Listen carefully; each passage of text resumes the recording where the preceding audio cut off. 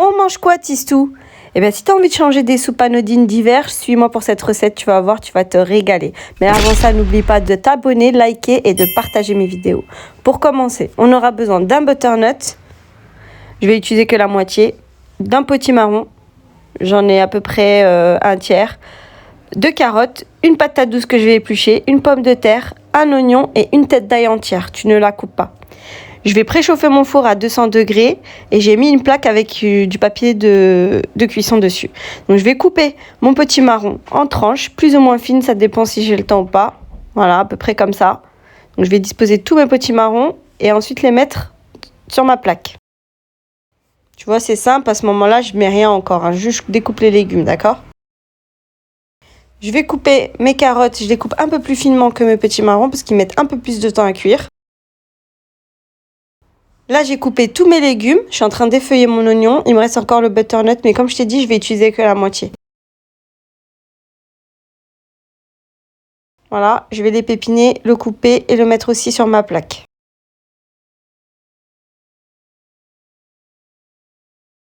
Je vais épicer mes légumes. Je vais mettre un généreux filet d'huile. Je vais poivrer.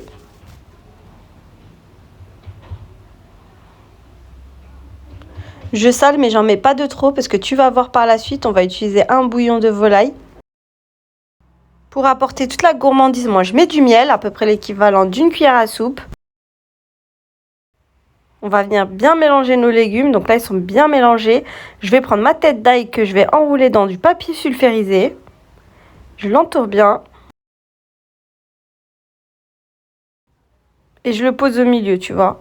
Et là j'enfourne pour 45 minutes à 200 degrés. Pendant ce temps-là, je vais m'occuper de mon accompagnement. Donc j'ai pris des mini pains viennois que j'ai coupés en deux. Je vais les disposer sur une plaque aussi qui va au four. Là, je vais mettre de la crème. Moi, j'avais de la crème liquide, mais tu peux mettre de la crème fraîche, du boursin. À toi de voir.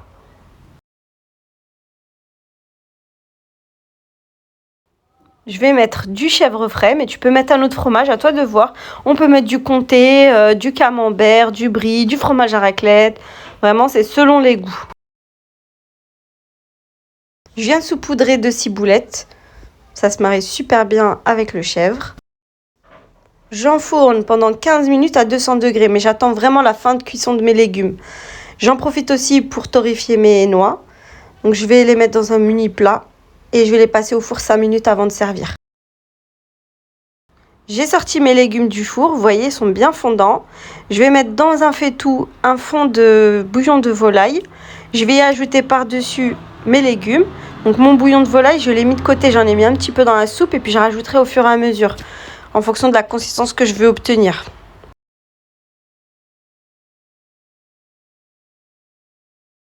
J'ajoute mon lait de coco, ça va venir donner de la gourmandise à ma soupe. Et là, je vais mixer le tout. Là, niveau consistance, c'est beaucoup trop épais, donc je vais rajouter du bouillon de volaille. Ajoutez le bouillon de volaille vraiment petit à petit pour pas obtenir une soupe trop liquide. Je vais venir presser mon ail confit et ça repart pour un coup de mixage. Je vais rectifier mon assaisonnement. Donc là, il me fallait encore du bouillon. Je trouvais ça trop épais. Je rectifie mon assaisonnement. Et puis, c'est parti pour un dernier mixage. Et là, je vais servir. Donc, dans mon assiette, je viens servir ma soupe. Je verse par-dessus de la crème liquide. J'ajoute mes cerneaux de noix que j'ai torréfiés au four. Je sers ma soupe avec mes petits pains garnis. Vous pouvez la présenter en tant que plat principal ou simplement en entrée. Franchement, essayez cette recette, vous m'en direz des nouvelles. On arrive déjà à la fin de la vidéo, j'espère qu'elle t'aura plu. Si tu as des questions, n'hésite pas à me laisser un commentaire, ça me fera plaisir d'y répondre. En attendant, n'oublie pas de t'abonner, liker et partager mes vidéos. À bientôt pour d'autres recettes.